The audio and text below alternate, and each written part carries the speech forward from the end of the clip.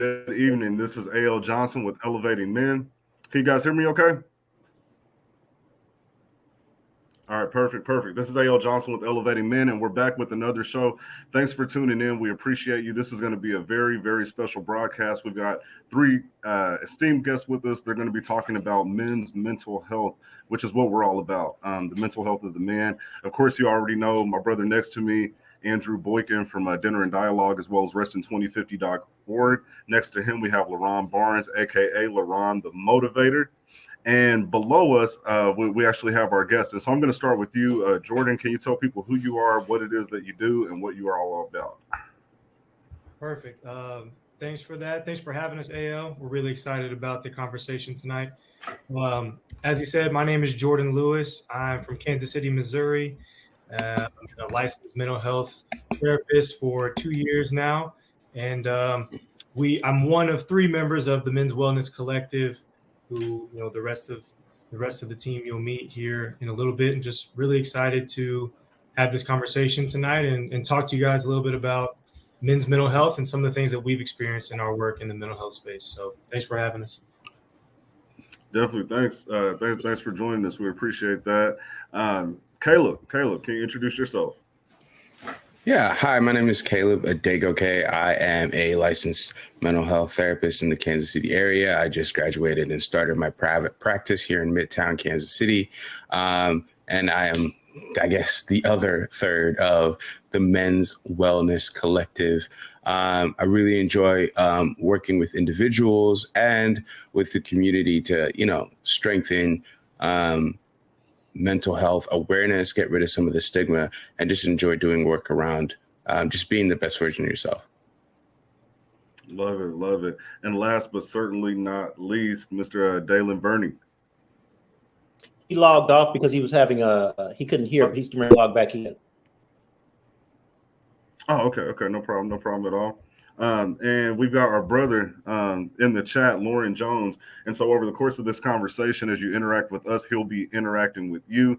He's the vice president of Elevating Men, and so we definitely want to give him a shout out. But let's go ahead and get the conversation started.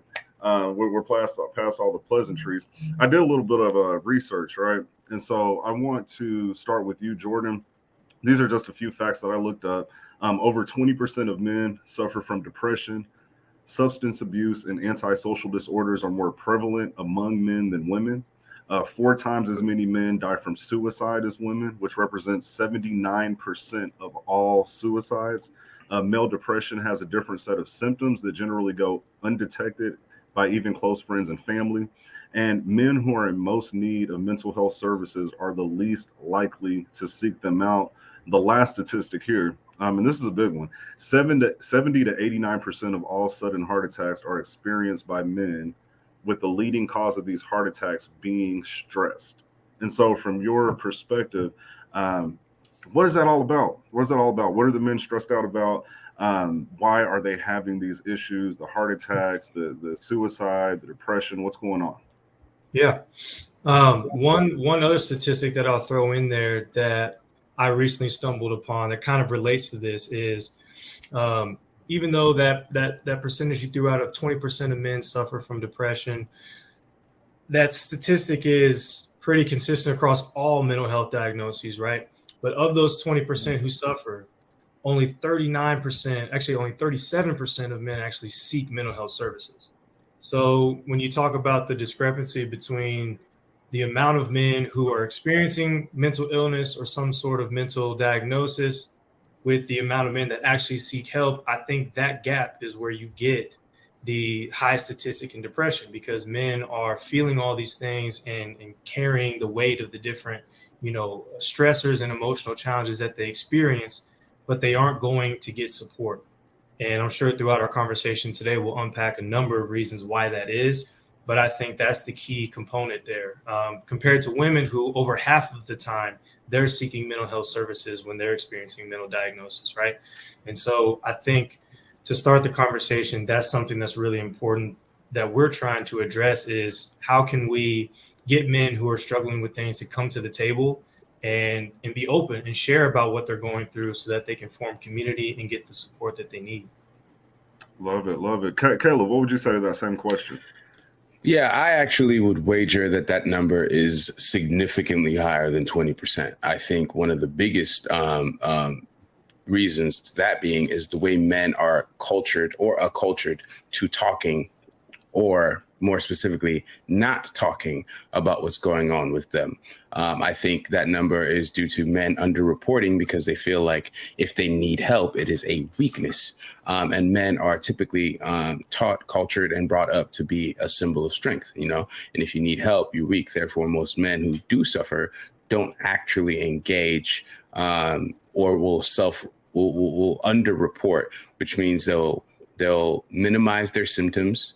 They will ignore or they will rationalize away what's actually going on for the sake of appearing strong. And the reason that you see the suicide rates go so high and stress-related heart attacks is because typically men tend to use more deadly forms of completing suicide, usually via weapons or vehicles or jumping off bridges. Those are kind of the ones that are the most typical that you see men use. And the reason that women don't have as much high success rate is because they use less lethal forms, such as pills, trying to drink themselves, or attempted suicide through injection and some of these other means. And so when you have a bunch of men who are using more lethal forms of terminating, you have a higher success rate. And then those who aren't terminating are suffering in silence. And what we know about stress is that it produces a chemical in your body called cortisol. Cortisol is a stress hormone. The higher cortisol is, it causes things such as liver failure, heart failure, congestive heart failure is one of the big things. So we have men who are suffering in silence emotionally, and their body is producing a chemical that is causing their organs to work harder than necessary, leading to a higher rate of stress-induced heart attacks and other myriad of ailments that we can contribute to cortisol and increased stress. And so those are just some very real, unfortunate, but very real realities of how men don't deal with what's going on. And so I'll let Dalen talk about how we do sometimes deal with it in a positive way. Yeah. I definitely agree with like both things I said, and definitely with Caleb that I think those numbers are vastly underreported. I think it's just something that men are told not to talk about or to deal with on your own. And so we're isolating ourselves, kind of white knuckling these things that we're all dealing with deep down inside, but no one's having this conversation, or very few people are having the conversation. I think that was something that we, the three of us kind of got together and realized that this is something that we deal with and we see happening in people around us. So it's let's start having these conversations. Let's start this momentum, because there are people out there who are struggling with this, or struggled with it in the past, or some sort of issue. So it's just like, let's just start being honest with each other, and that we don't have to be these stoic men dealing with it on our own. It's like, let's just have a conversation, just be real with each other for a minute. I think that's just kind of at the baseline of like what this is. It's like, let's just talk about it, because we haven't been talking about it and it's not working. And this is where it's gotten us. It's gotten those statistics and these suicide rates and all of these things. What we're doing is not working. So let's start looking at doing something different. I love that. I love that. So going on with that, things aren't working. We had a conversation offline a few days back, and we were talking about the mental health system from a top-down, systematic perspective. Caleb, you mentioned something very, very interesting to me, and that's the failure of the system itself. And can you speak to a little bit about the insurance, how that works, and how it really doesn't effectively help people who are in need? Yeah, I could speak to that. So the way the American healthcare system is built, at least the way healthcare and health insurance specifically is built, is on a system called basic level of functioning. So when you are ill and you are non-functional and you go to a hospital or clinic or whatever, they're not actually designing or allowing, is probably a more appropriate term, doctors, medical professionals, and mental health professionals to rehab you or heal you back to the point of like optimal functioning. They're just trying to get you to the basic level of functioning.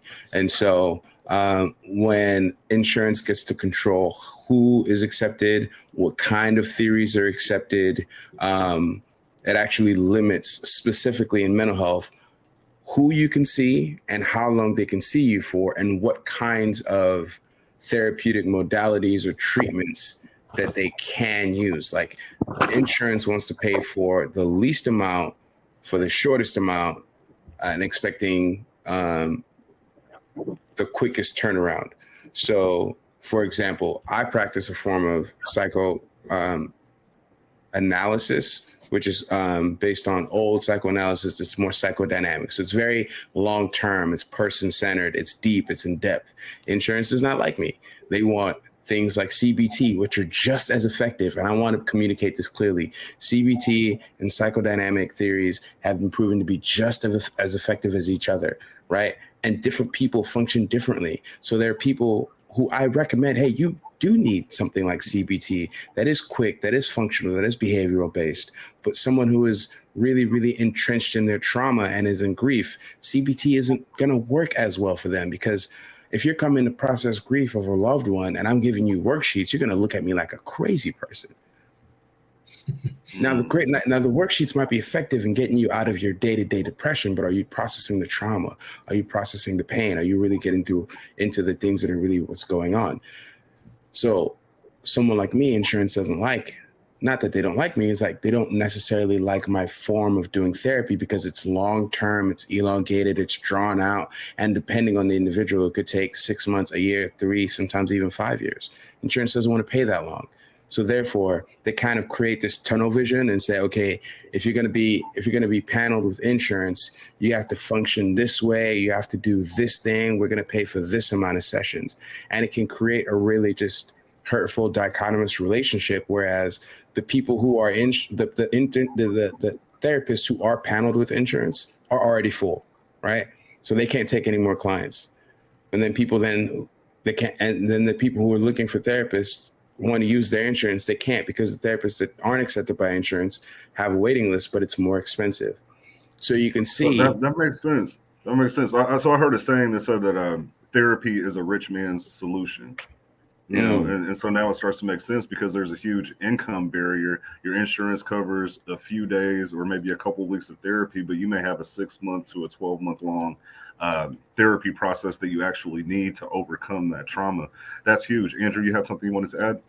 Real quick, Caleb, will you please explain to the listeners CBT, cognitive behavioral therapy, I believe it is? Yes. So cognitive behavioral therapy is just it's a therapeutic modality which really is based on behavior modification, right? You are exhibiting a symptom you are experiencing a problem. In the therapy world, we said the client is presenting to therapy with A, B, C, D, whatever. So what CBT does is it focuses on modifying your behavior to change the result. Perfect. The reason I asked that is I am one of those men that was very proud of my ability to think, my cognitive behavior. And if my thinking sometimes get me out of situations, I don't necessarily understand why I need to change it. So if I don't even understand that cognitive behavioral therapy is only trying to help adjust or get me from point A to point B, it's not doing what you were saying, the type of therapy you provide. It's not going back and helping me understand how I even got to point A. Is that what you were saying? Correct. And so again, they're just as effective. And what I'll say is, like, sometimes CBT is like suturing a wound that just hasn't been healed yet. Whereas psychodynamic might be like the deep clean, and sometimes you just need the Band-Aid, right? And there are tons of different ways of doing therapy. Dalen, Jordan, and I all do therapy very different from each other. And these men are incredible at what they do. But the way insurance functions in our country today, it is basic level of functioning. What can get you back to society as a functioning member of society as quick as possible for as cheap as possible? Got it. Really quick, I want to thank the audience. For those of you that are tuning in, we definitely appreciate your likes and your supports. Latrice Tucker, she left a good comment, and so I definitely want to address that. And I'm going to send this to you, LaRon. Just 1 second as that comes up. She said, it's disturbing and shocking how many men I know don't have anyone and or refuse to talk to others about what they are going through. LaRon, with you being a life coach, motivational speaker, you deal with people and similar issues to these therapists. And so when it comes to men refusing to talk, what do you see behind that? What's behind that?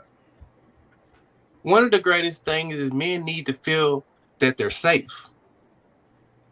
A lot of men, in order for us to let our guard down, we got to feel safe. We got to feel like we're not going to be judged.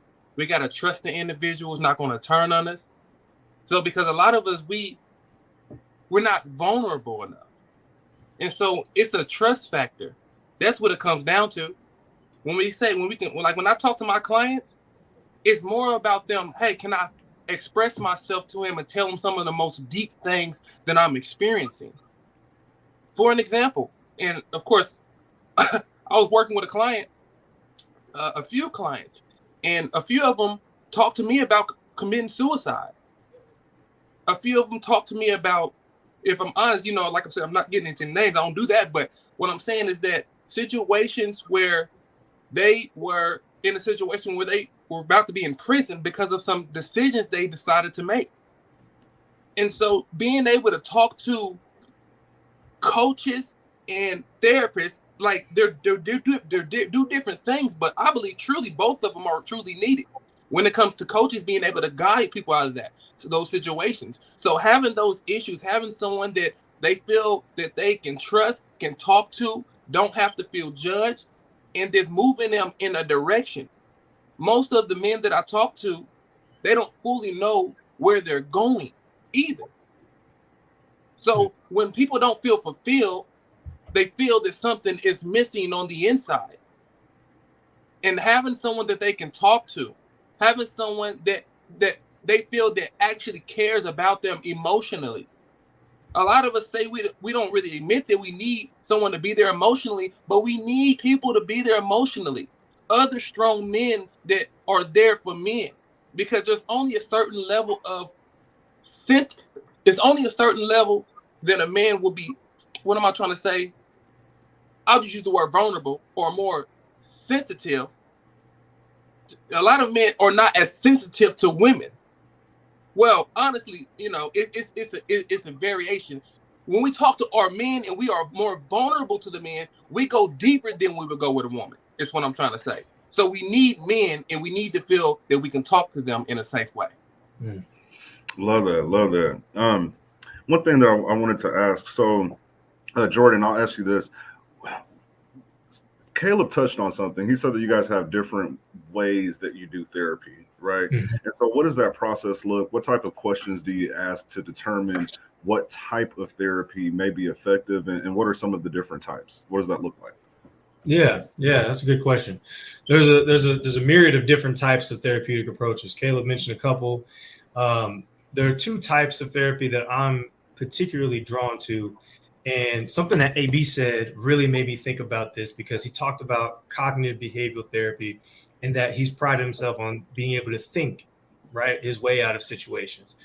I think a lot of men have done that well, right? We emphasize the thought. What we don't emphasize is the feeling, right? And so one of the therapeutic modalities that I like to use is something called internal family systems, which is basically a theory that says we have this core self, we have this kind of being, this innate version of ourselves that we can kind of think about through the lens of a child, right? A child is naturally drawn to certain things, attracted to certain things, may have innate skills and interests. And when they're young, they're just kind of going off intuition and feel. They gravitate and they're curious about certain things. And they may express interests or express hobbies or express feelings within that core self. And what happens is as we age and we start to interact with the rest of the world, we get feedback that says either, hey, your core self, your interests, your hobbies, the things you like to do, your behavior, the world in the form of our parents, classmates, societal norms gives us feedback and says, nope, that's bad. Don't do that anymore. Or yeah, that's acceptable. You can do that within limits. So as a child, what happens is you start to, because you need to survive and you need to belong, you start to go through this trial and error process of saying, okay, what parts of me can I express and can I lean into? And what parts of me are off limits based on the feedback I'm getting from the world? And so internal family systems says that as we start to deny that core self, we will develop characteristics or traits or different kind of personalities almost that were born out of our need to survive. And so internal family systems seeks to identify those different parts of us, address why they were kind of born in the first place, where's the core wound around that, and then addressing those different parts of us so that we can eventually be able to come back to core self and express more fully who we really feel that we are at our core. So a quick example I can give, just using in the spirit of vulnerability, transparency, is if I grew up, let's say, playing in sports, I would have a bad game, right? And if I had a bad game, I would feel like my coaches were disappointed in me. Maybe my parents were disappointed in me. And I would interpret that as a young child and say, oh, when I do bad, it feels like people don't like me. So how do I survive? I develop this personality or this part of me that says I have to strive to do good in everything that I do. And so perfectionism is sort of birthed from that. This part of me, my personality that says I have to be perfect. I have to go achieve. I can't fail. I can't make a mistake. Right. And then you get the stress and the anxiety from that part, which only exists because I didn't feel as if having a bad game was okay, was acceptable. So it's kind of a quick example. Yeah, I appreciate that. Definitely appreciate that. And I definitely feel that I can see where that affects young boys possibly more than young girls because they get pushed towards sports and more competitive environments where, just dropping the ball or not making a catch or the smallest thing can turn into something huge that affects their psyche for a very long time. So when you guys intake clients, Dalen, I want to ask you this. How do you determine in advance if you feel like a client is going to be a good match?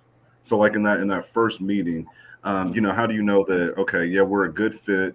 I believe that I can help you, or what causes you to say this may not work out? Maybe I need to refer you somewhere else, or therapy just isn't it for you, or maybe you're not open enough. What does that look like? Yeah. I think one thing that I do kind of even before the first meeting, and I know Caleb does this too. I have like a 15-minute phone consultation before we even meet, just to even get a slight feel before we meet face to face of like, what's your, what do we call it, your presenting problem, or like, why are you coming to counseling? Like, tell me a little bit about yourself. You can ask me questions. I'll kind of share a little bit about myself, because like you can kind of get a feel for someone over the phone. So there's like, it takes away some of the awkwardness. But I think once I'm in the room with someone and we start kind of beginning, the intake process and getting to know each other, a lot of it's just like that physical feel. It's like, do they feel comfortable with me? Can they share something with me? Are they being honest? Are they willing to show up and do the work? Because I think, and I work with a lot of like younger guys, probably between 20 and 25 is like a bulk of my client load right now. And just, they always say like, I don't know how to express myself. I've never done this. No one has taught me this. And so it's, as long as they're willing to show up and do the work, I will work with anybody. If they're can be honest and they just go, I don't know what to do. I need help. If they can just admit that they need help, I will show up all the time, because those are the people that are easiest to work with and the best to work with. So I just want the same amount of effort that I'm going to put into the work. That makes sense. So we did get a question from the comment section. Lauren said, how do we create those safe spaces that LaRon spoke about? Anyone that wants to jump in there, but how are those safe spaces created? Shameless plug real quick. So Men's Wellness Collective podcast is a podcast that Caleb and Dalen and myself do. We release episodes every Friday, and our episode 4 of our podcast talks about this very topic. It's how do we create safe spaces amongst ourselves. So I'd say, first off, anyone feel free to go check out that episode, but we can definitely talk a little bit about that too here. I'll start just really quickly. I think one of the biggest things, and LaRon hit so many great points, if I share with someone, a good gauge on if they're safe is, do they listen, right? Are they trying to invalidate or argue the way I feel or the way I viewed a situation at every turn, right? That's one simple example, is just, do they take what I'm saying to them as my truth? Do they take it at face value? Do they trust it? And do they operate from assuming that what I'm expressing to them is real and valid? Right. Yeah, because oftentimes a person can quickly invalidate your feelings based off of their own personal experience or what they feel they would do. So it's easy for me. It should be easy for you. And sometimes we can become dismissive, especially as men, when you throw in the machismo, the bravado and all of that. We encourage each other to just dismiss our feelings really quickly. And it creates a problem. It creates a big problem. One thing that Andrew and I talk about a lot, and so I'm going to call on you for this, Andrew.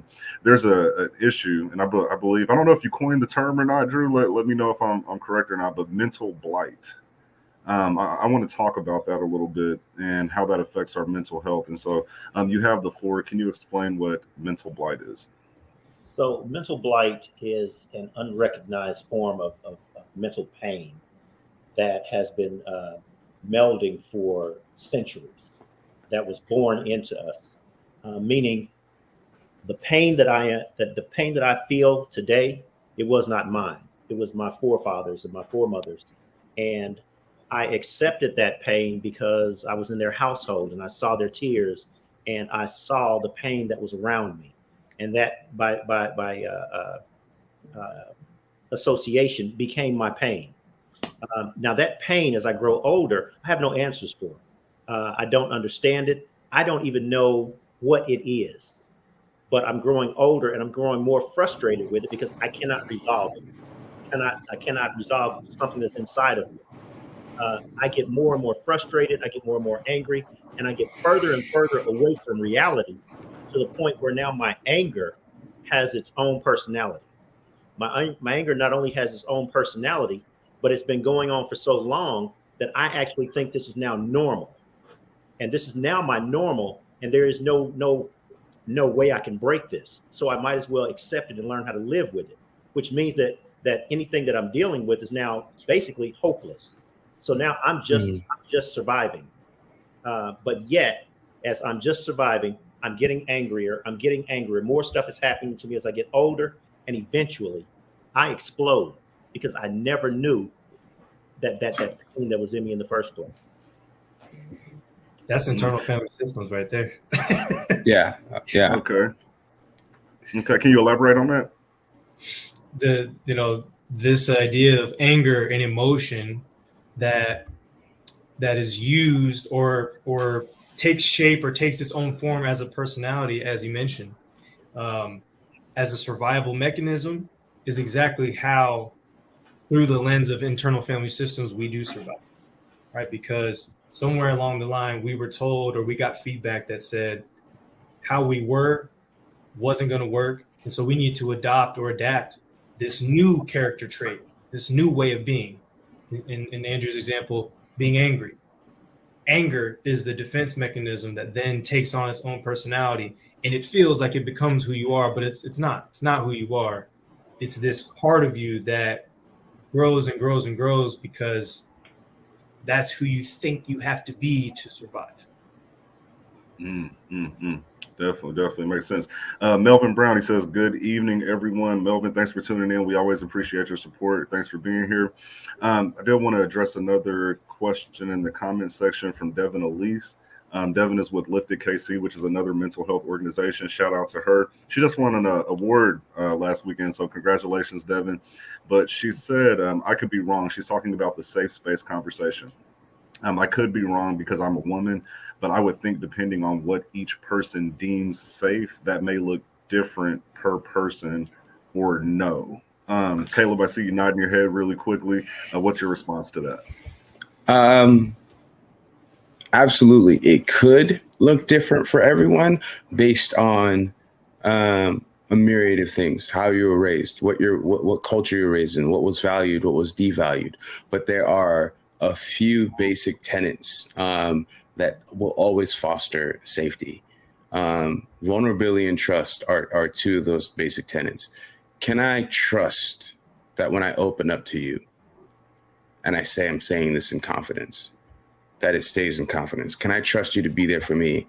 Can I trust you to show up for me when I need you? So trust is always going to be something that is necessary. You cannot have a safe space if there's no trust, point blank, period. I don't care what value. I don't know. People say, oh, I value loyalty. I value this. If you do not have trust, you do not have a safe space, point blank, period. And then vulnerability. Are you able to go to those places where you don't typically let people into? And in order to get vulnerable with someone, what do you have to have? You have to have trust. Now, vulnerability is a two-way street, right?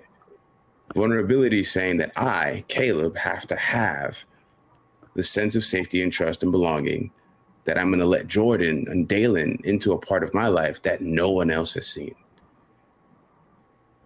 And then I trust them to hold me in that in a way that will not be harmful to me. That is how you begin to create a safe space. Let's see. Can I quick, Andrew, if you don't mind? Please. I was thinking about when you creating a safe place is really having, and this is saying it in a different way, but it's having a safe ear and knowing that the person that you're talking to has a safe tongue.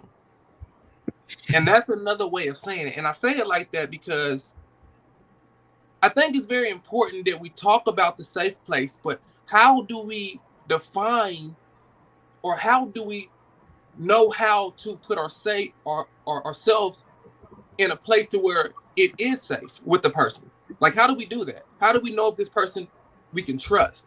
One thing that I do personally is, and I truly believe in health. I actually tell a few people about this as well, is we have to measure, we have to, I'm just going to say it like this, test people with a level of trust.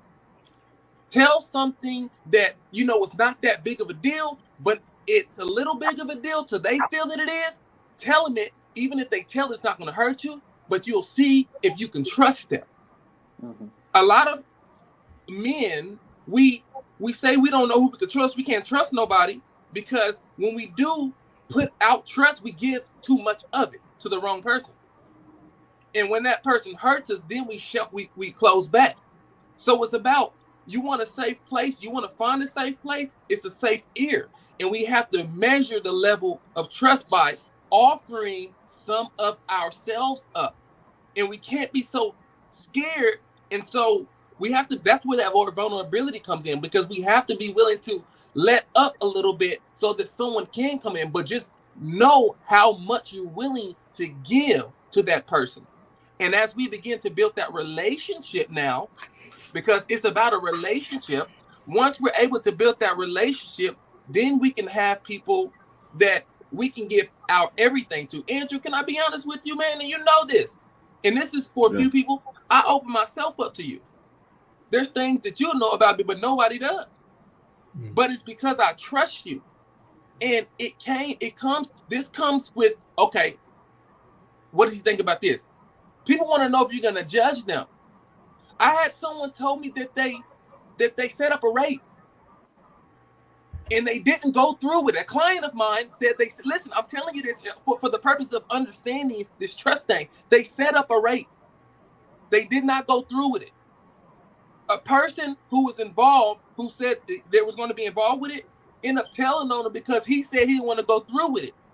The dude was crying to me, said, I messed up. I didn't go through with it, but I messed up. He told me that. Why? Because I was a safe place. I had a safe ear and I have a safe tongue. But he worked up to that. You hear me? He worked up to that.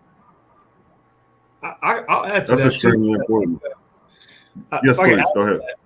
I think in addition to, I love what you said about giving that out and testing kind of incrementally.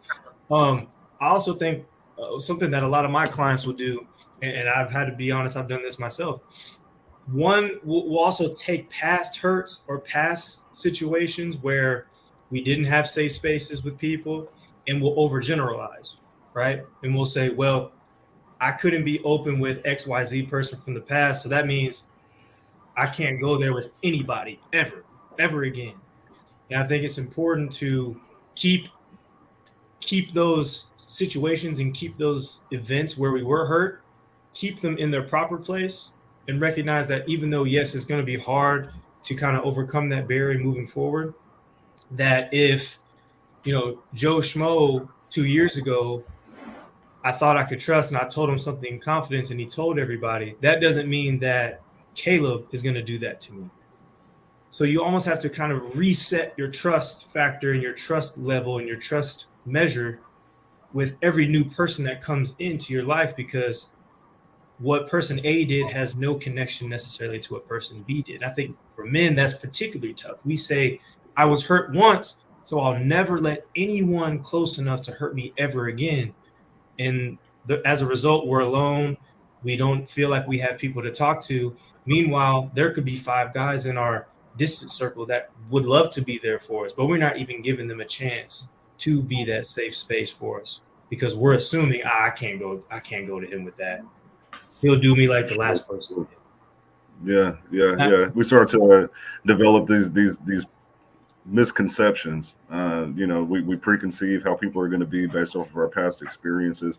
Happens in dating a lot. One person hurt me. Now I'll never open myself up completely again. And then you damage the relationship from the onset because you aren't being your authentic self. Andrew, you had a comment? So I'm glad you said, and then we go into relationships. What about, gentlemen, can you speak to, and I know there's no elevator pitch, but I got 3 different scenarios. And if you got like some way that can help a listener, a woman wants to go through counseling, but her man says, hey, I don't need no other man telling me, no other man gonna come up in my house and tell me what I need to do. Are you crazy? I got this. What do you say? Can I take that? Oh, go ahead, Caleb. No. You got that one. You get that one. I love this one because my clients all the time, they'll come week after week, right? They'll have a situation and they'll come back and they'll say, I did what you told me to do. And They're really proud of themselves. And I think there's a common misconception in therapy. And I can only speak for myself and how I do therapy. I've never once told a client what to do. Not once. I ask questions. I get you to explore circumstances and situations. I get you to explore the possibility of the outcome. What would happen if you were to do this? And how does that outcome relate to what you would like to do? Or, hey, you told me once that this was your goal. How do you think this route would get you towards your goal? Do you think that's a viable option? Maybe we explore that route. But I've never once told a client what to do, and I think a lot of therapists would say the same, that we're not in the advice giving business. We're not making demands. We're not telling people what to do. We're asking them questions and leading them to their own conclusions based on what they actually already know internally, coming Let me from be more specific. that Let me be a little bit more specific, because what I'm actually asking is, before they become your client, the woman is willing, but she does not know how to get the man there. That's what he's saying to her. He's saying, I don't need no other man to be all up in my business, to get my head. I got this. Yeah. So how can she even get him there? I'll let y'all two take that one. I mean, sometimes it's. And here's the thing. We're not even asking for answers tonight, but understand that some of these are the questions on the table. Yeah. And the reason that I'm asking is that the next question, that next comment is, hey, what do you say to the guy that does come there and says, I'm good? Yeah, I think, at least for the woman, kind of in a situation where she's trying to get her, boyfriend, father, whoever, whatever man in her life help. And he's saying, like, I got this, I can do whatever. Clearly, there's something else going on that maybe he doesn't have it all going on with. Or maybe he's complaining about some stuff. And it's like, maybe you say you got this, but then there's also these other things that are going on. And there's these things that you're complaining about and, kind of pointing out that incongruency of just being like, you're saying this, but you're also saying this. These things don't line up. So if you've got it, you've got it. And if you don't, maybe it's time to kind of reach out to somebody. And that's kind of what we do. It's like Jordan said, we're never going to tell someone what to do. I think one of the first things we learned in school was clients are allowed to keep their problems. We can talk about stuff all day long, and we can come up with, things to do, and we can point out how it's affecting them and all these things. And if they don't want to change, that is their decision. So if he, this man truly doesn't want to get help and truly doesn't want to do anything and thinks that he's got it, he's allowed to do that. That's his decision. But if he wants to make a change and wants to try and better himself, then that's the only way that it's going to happen. Some people think I'll go to you next, Lauren. One thing I want to throw in here, and I think this is really relevant to the portion of the conversation that we're in. Elevating Men was birthed through the death of my father. That's kind of what started all of this. My father passed away in October of 2020. Elevating Men was started in November of 2020. And it had to do with a lot of me processing my thoughts around his death, realizing that there were certain questions that I had that I would never be able to get answered. And what I found is that when I started to open up and share my own personal journey, my failures, my mishaps, my missteps, the times that I was in the shower crying that nobody knew about, the times where I couldn't get out of bed, when I started sharing those with other men, they started opening up to me. And so I think sometimes we have this approach of, you have the problem, so I'm going to ask the questions and you need to release. And in general, for most men, that causes us to really just kind of clam up and close down inside. So what I found to be effective when men do reach out to me, I know that they're reaching out for a reason. They know what I do. They know what I'm about.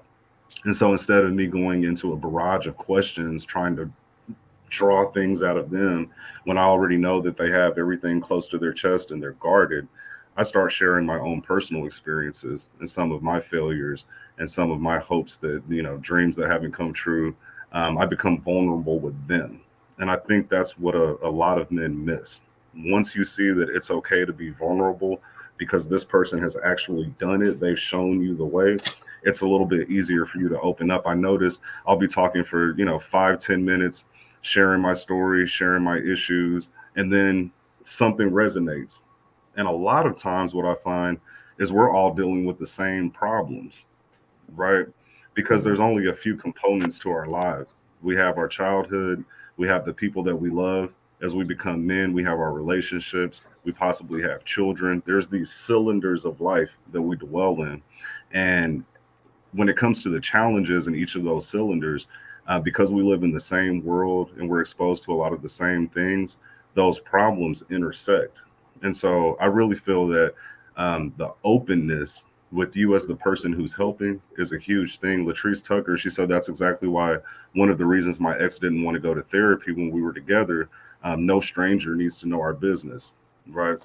Why is that person a stranger? Can I why address haven't that? we broken that? Yeah, why haven't we broken that barrier first? Laurent did have a comment, so I do want to go to him, and then you'll be next. Laurent, what did you have? I wanted to say, on the last question, as far as to Andrew's question, how to get a man, as far as what to say to him to get us to go to therapy, because a lot of us do have that issue. Les Brown says this, and this really stuck with me. He said, ask for help, not because you're weak, but ask for help because you want to remain strong. That quote right there is and was a very powerful quote to me, because we don't ask for help because we're weak, because there's something wrong with us, because we are failures, because we're less than.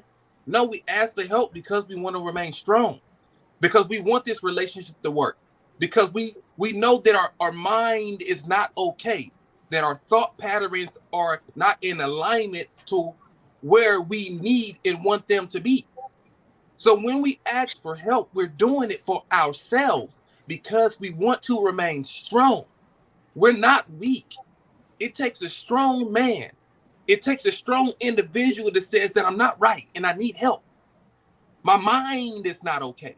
I'm about to break. I'm about to lose it. It takes a strong man to say, I need someone. I can't do this alone. I've been praying. I'm praying right now, being alone, I don't feel that it's working. See, God can do it, but God put people here to help you. That's why we got therapists on the panel. God has given them the desire, the heart, the passion, the gift to have these things to help you, to help us. So we have to ask for help, not because we're weak, but we have to ask for help because we want to remain strong. Man, that boy Laurent got me fired up. Let's go. Let's go. Caleb, you had a thought that you wanted to add? Yeah, absolutely. Anyway, I'm buzzing right now. Laurent with the words. Okay. I'm about to go like, comment, and subscribe. That's why Make we sure call you do him all Laurent that. the Motivator. That's what. So let me throw this in there. Follow him on Laurent the Motivator on Facebook. Yeah, do all that. All like, comment, subscribe, share it with your friends and family. Yeah, absolutely. I think one of the big things that I've uncovered is I'm an immigrant. I was born in Nigeria, moved to Kansas in 2002, and I've been in Kansas ever since. So I'm an immigrant, but in the common world, I'm just seeing in America, I'm just a regular black man. I think one of the things that we face is that the value we place on therapy isn't the value we place on other things, right? The first time you go to the doctor, you tell him all your business. Why? Because, he's still a stranger, but you want the help.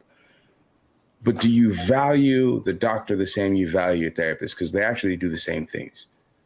They look at what's going on and they offer potential solutions. But it's up to you to actually implement the solutions into what's actually going on. So for any man that's saying, what's going on? Why would I go tell some stranger our business? Nobody needs to be in our business. You have to look at that stranger as a professional. You are going to a professional to diagnose a potential problem.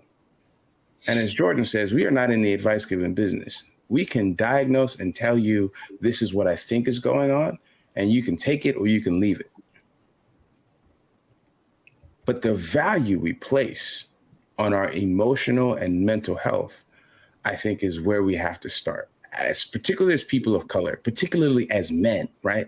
We need to increase the value we place on our mental health. If you get a cold, you get a cough, you might lay down for a couple of days, drink some Robitussin, chicken noodle soup, boop-de-boop, lay down, get up the next day, keep going. But if by day 4, 5, 6, you're still not better, you might think about calling the doctor. If it's 2 weeks and it's starting to affect your money, you can't watch the game, you can't do anything, then you go see the doctor. Think about what's going on in your head the exact same way. If that mental blight that exists is continuing to affect the way you live your life, why wouldn't you want to go talk to somebody about that, right? If you value the marriage and relationship that you're in, why wouldn't you want to go talk to a stranger about that? That's always one of the questions I like to ask. Because well, what am I coming here for if you're not going to give me advice? Well, why wouldn't you come here? As Dalen said earlier, what you're doing ain't working, so you might as well try something new. Good question. Andrew. So LaRon was saying some good stuff there, and then Caleb picked up on something and used the word value. Imagine if I am saying, this ain't working, man. I'm about to bust. I'm going crazy. Stuff is killing me, dude. Imagine if I'm saying that to my immediate circle every single time we're together. I am actually saying that I have a problem, but I'm not saying it to the right people or to the people that can actually help me put it in some type of order, such as the gentlemen that are here. But I am saying that. Imagine if I keep saying that, and the people that I see as valuable, because my value system is now about, man, if I can just pay off my bills, pay off this debt, if I can just get some money, if I can just win this lottery, if I can just hit the number, if I can just, then I can pay off my problems, because some of us think that value is outside of us. Some of us don't think that this value is not here, but it's here, and that's going to repair here. So I go to a person who is balling, who appears to have money, and say, hey man, can you help me with my problem?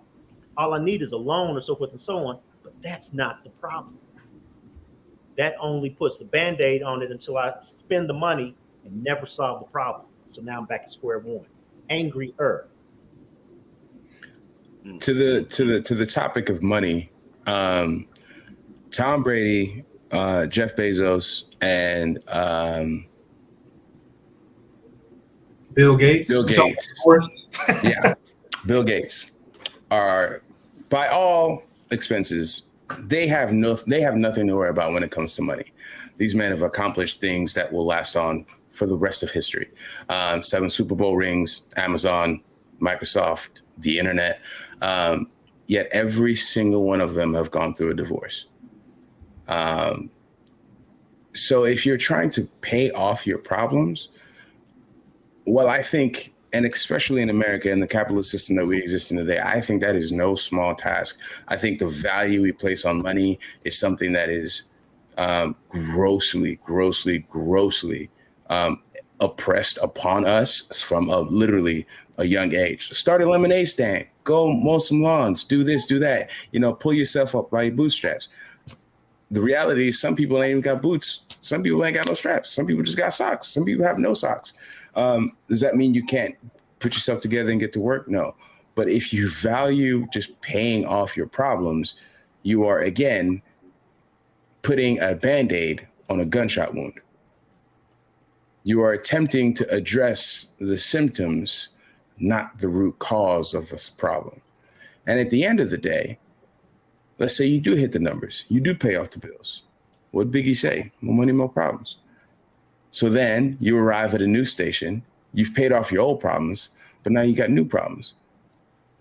So how then do you address those problems? What is it that you value? What is it that you're placing your time on, your effort on? What is it, the thing that's going to make you happy? If it's not this, it's that. And if it's not that, it's this. So it all comes back to the question of, what is it that you actually want? And to the people, I really love how you said that. Maybe I'm actually talking to the people around my immediate circle. Maybe they just aren't hearing it. Because I think the response that most people will say, hey man, just tighten up, go hustle, be about your grind, get some money, tighten up, be a man. we actually created a men's wellness group called Man Up to Your Emotions.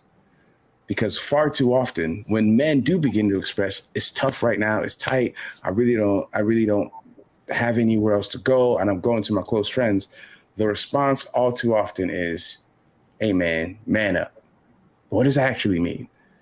And so we came up with the theory of manning up to your emotions, turning internally, looking at what's going on internally, fostering healing within, so then you can actually foster healing without. Because until you've healed and until you're taking care of yourself, you are not the best version of yourself, and you cannot take care of others to the best of your ability. And if I could chime in there real quick, this is why this stuff is so important. Men supporting other men, because men aren't expressing their emotions because largely of how society gives us feedback about when we do it. We were talking about Kanye, before we went online. He got in a public space and cried. And what did the world do? They clowned him. Or Tyrese gets on the internet and cries about his child support issues and not being able to see his daughter. What did the world do? They clowned him. They laughed at him. Michael Jordan cries. He becomes a meme, right? Michael Jordan crying face everywhere. If men don't do it for each other, it's not going to get done. Mm-hmm. And that's why we feel so strongly about the work that we're doing and the groups and the other things that we're trying to do, as well as partnering with other groups, men, organizations who are doing the same thing. Because if we don't do it for each other, because the world's that's not gonna stop until we as a collective say that's not cool. When we see the next time a celebrity or whoever gets on the internet or gets on the news and is crying, maybe we will think twice about jumping on Facebook and posting the meme and laughing at them, because we'll remember, damn, I cried to that woman once, or when I was a kid and I cried, everyone in the neighborhood teased me. We have to do it for each other first to help show everyone else what it needs to look like and how we can foster emotional expression, every emotion. Mm-hmm. So what is the what's the fine line between being able to express your emotions, a negative experience happening, and you being able to voice that unapologetically, versus you just turned into a crybaby, right? Because those two do exist, I believe, or am I wrong? Like, is there a point where it's like, okay, at this point, is there a point where you man up? Is there a point? What would you say to that? So can I jump in there real quick? Oh, no, go ahead, Dalen. Go ahead, Dalen. Yeah, Sorry. I would say kind of the difference between those two, because I think there is a point of when it's kind of, okay, enough of,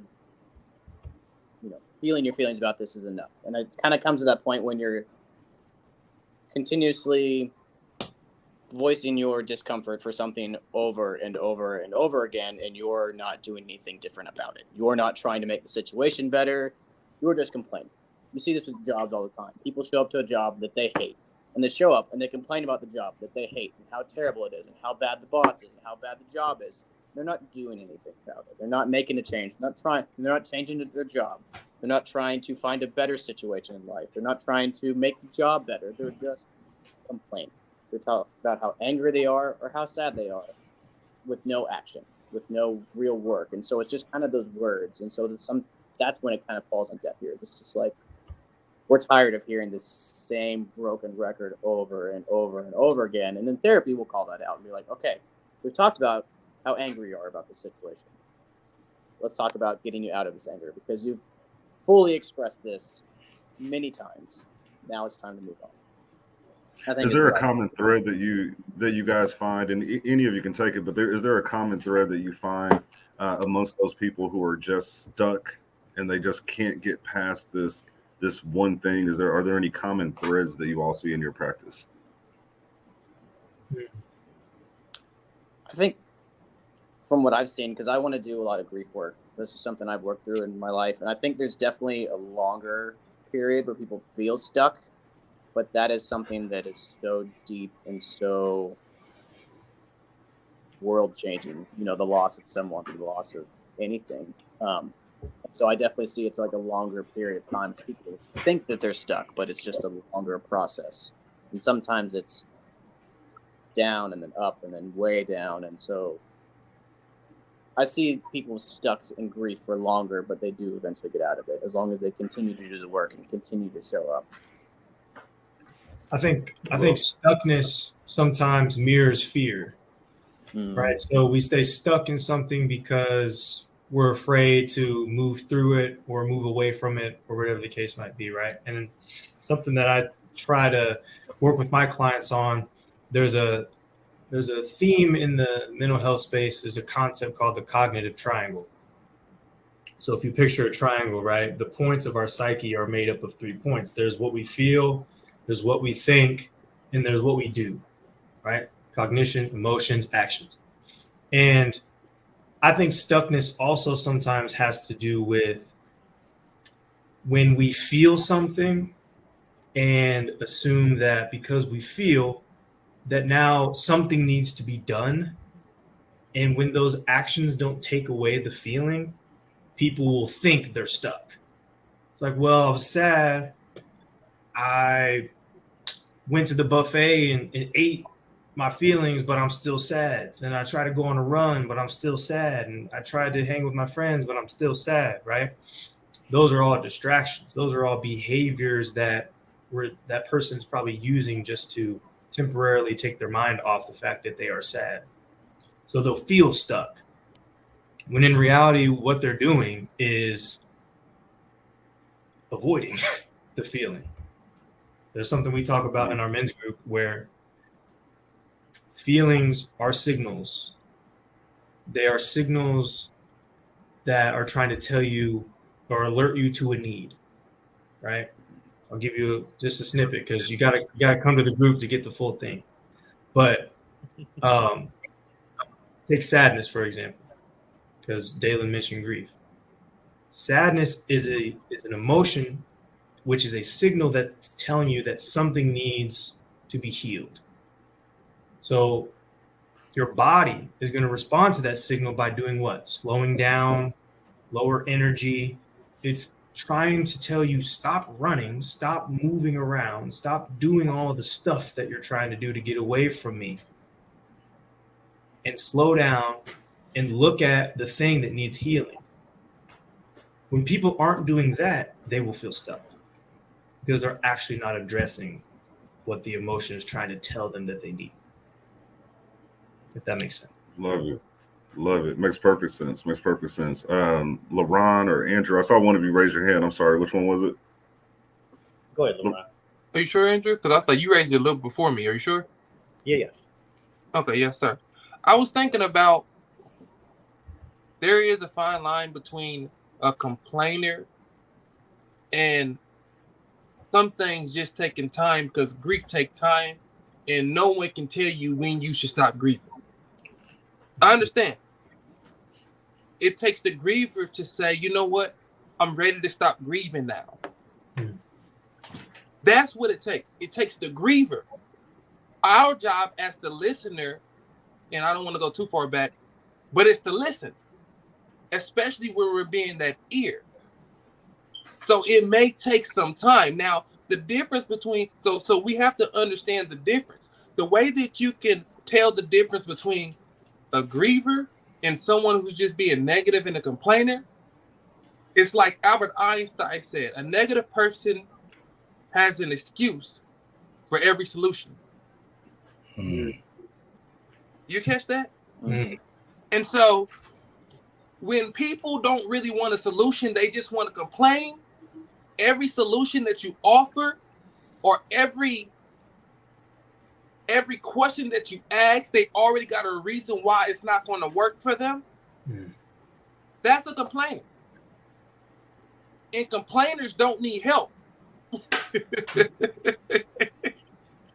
Complainers don't need help. They need somebody to talk to. And they ain't talking to me. So I'm going to say this, and I want to leave with this as well. Les Brown says it like this. When we argue against our limitations, we get to keep them. And some of us just want to argue against what we can't do. I was talking to a client today, and I'm done. I was talking to a client today, and she's looking to be very successful and build her business. So she was wanting me to help her to get through. She said she has money issues. She said she don't really have time. And she said she has mental illness where she has epilepsy. And I said, she's like, so that's the reason why I'm dealing with this mental illness, and I'm trying to do this for my family. I'm 44. I don't have that much life to live. All this, she was telling me all these things.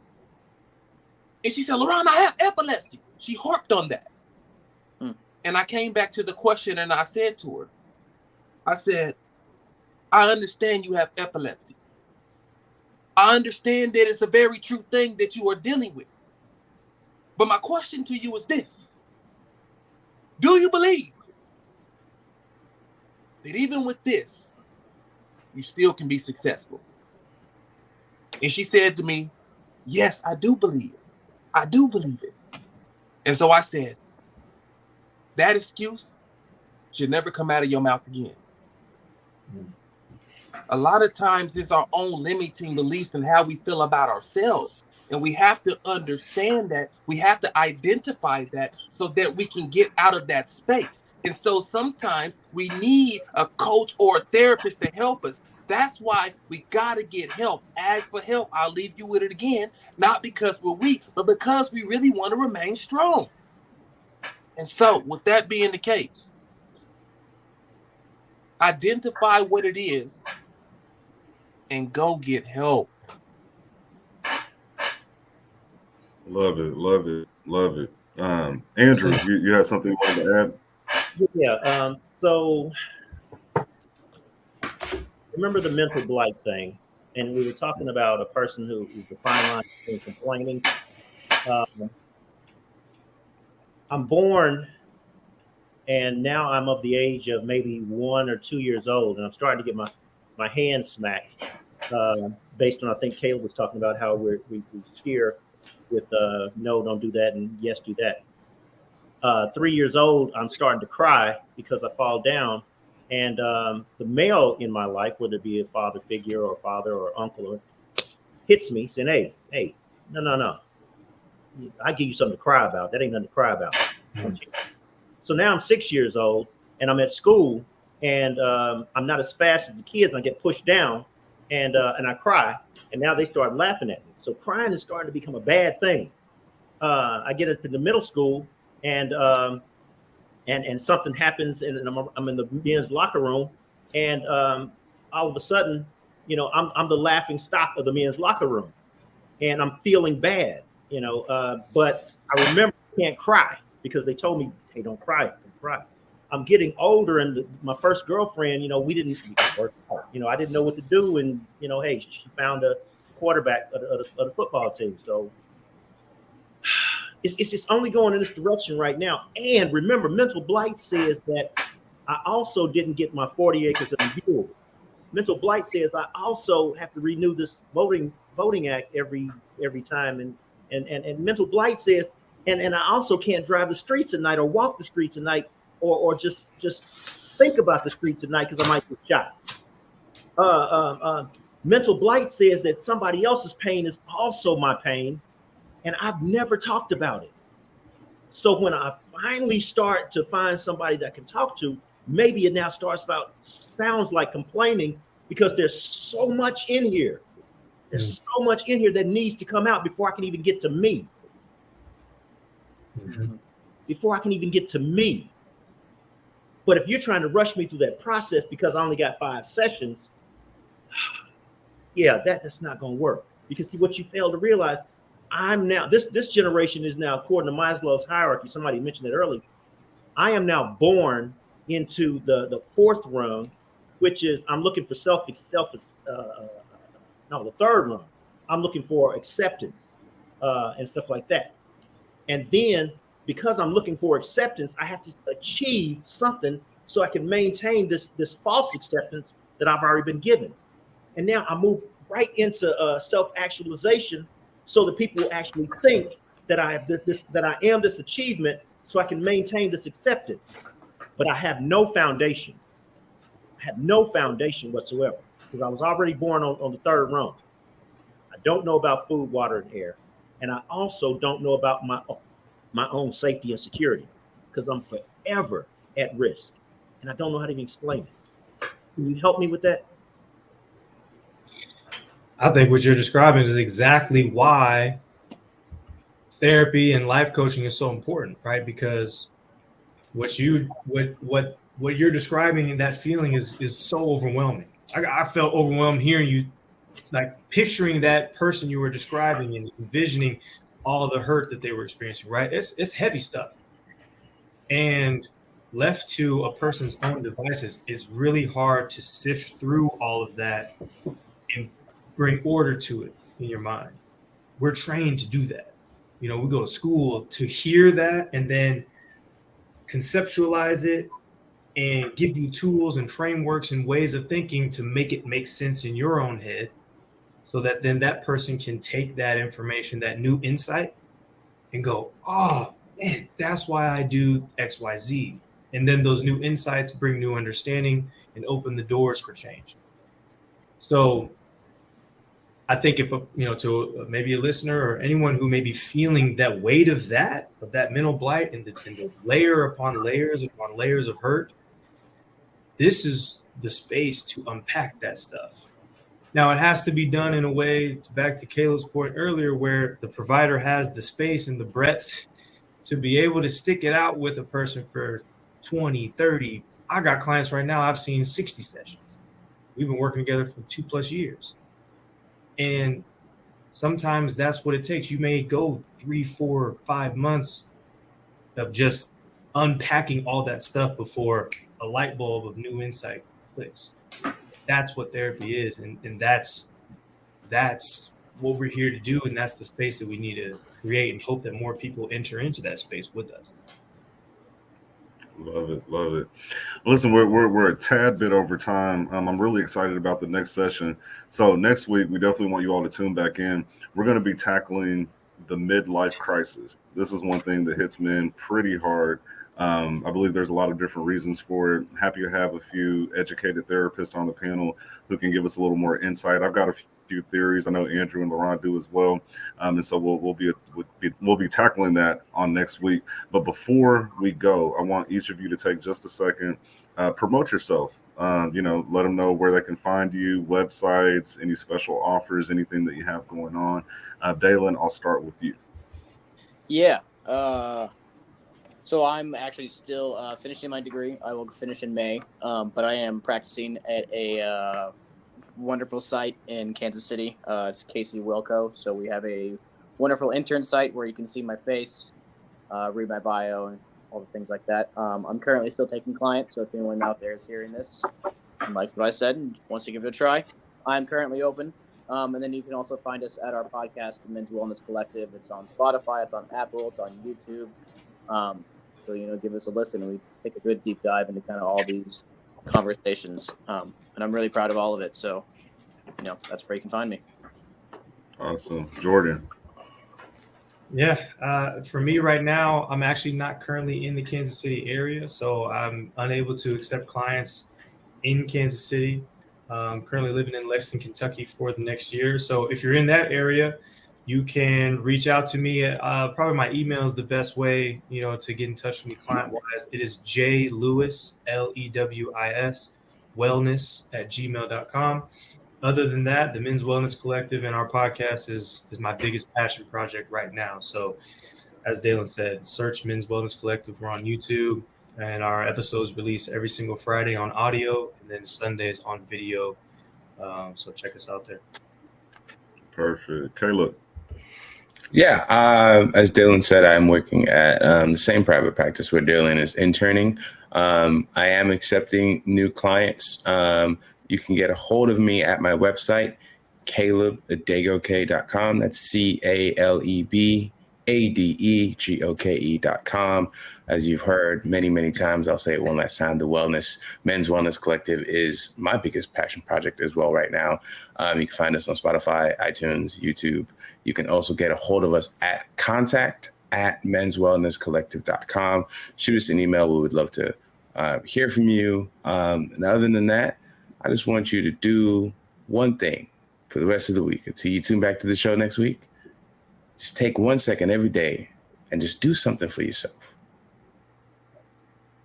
Love it. Love it. LaRon, Mr. Barnes, man, you were so insightful today. Appreciate all of your comments. Do you have anything going on that the community needs to know about? Absolutely. And I would just say, as usual, definitely follow me on LaRon the Motivator, where you can get your daily inspiration and motivation, because we all need a place where we can feel free and have some positivity going on. You also can follow me on the Balanced Entrepreneurs, for coaches, entrepreneurs who are stuck, who need to get past those limiting beliefs that are keeping you from making money and having a successful business. Definitely follow me on there as well. And that's all I got for you today. Oh, yeah. One last thing.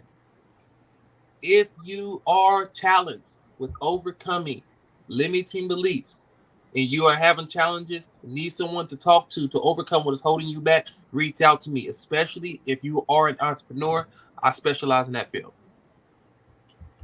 Love it. Love it. Andrew, final words, thoughts, and could you share with them the restoration? So the restoration is designed for us to restore. Restin2050.org is the website, and the purpose is for us to truly restore. We are the restoration, collectively, individually, and collectively. And one of the things that Caleb mentioned when we started out was the broken system, about what kind of therapy is accepted currently by insurance, and that usually drives sometimes the type of work that can be done and the amount of work that can be done. The restoration is trying to build a system, is trying to build a tomorrow where these limitations and these band-aids no longer apply, but the fix is now in. And I've told some of you, therapists specifically, that your field of study is critical to this, because unlocking the mind and creating the understanding the why we are the way we are for tomorrow is critical. Because right now, the way the restoration sees this is everything that we talk about is reaction, meaning what happened, what am I healing from? We have no tomorrow to look for right now, because we're still mired in our pain field yesterday that we're trying to fix yesterday, which is why we cannot get out of our yesterday to build our tomorrow. The restoration is about building that tomorrow, and these therapists are critical in that. Thank you. Thank you. I appreciate that. And my name is A.L. Johnson with Elevating Men, also the owner of A.L. Johnson Life Insurance Agency. I do have a couple quick announcements before we close the show. We have a couple shows this week that are extremely important, so I want you to stay tuned into my page. Tomorrow evening, I'm going to be doing an interview with Mr. Kareem Jackson, Mr. Ajamu Webster, and Gwendolyn Washington, where we're going to be talking about the new credit union, We Development Credit Union, that's going to be opening up in Kansas City. Their grand opening is this weekend. It's going to be huge for our community, and so I want you guys to tune in. That's going to be tomorrow at 7 p.m. We're going to be talking about how that will affect the community, what all they have going on there, so I definitely don't want you to miss that. Also, tune in on Thursday evening at 7 p.m.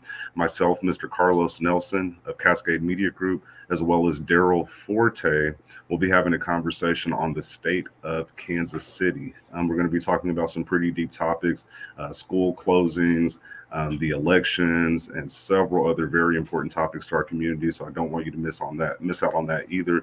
Stay tuned to my page. If you look at the featured section, it's going to have the upcoming events.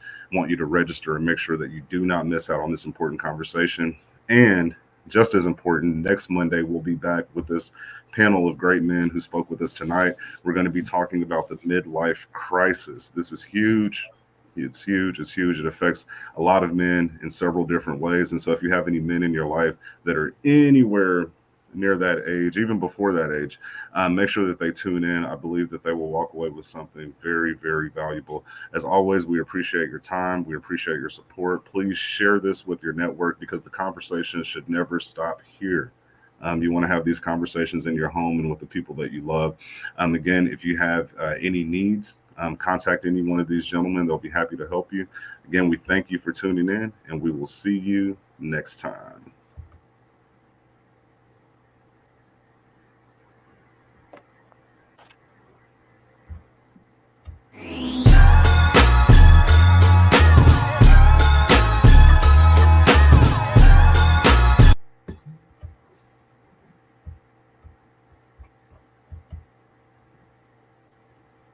And we're clear.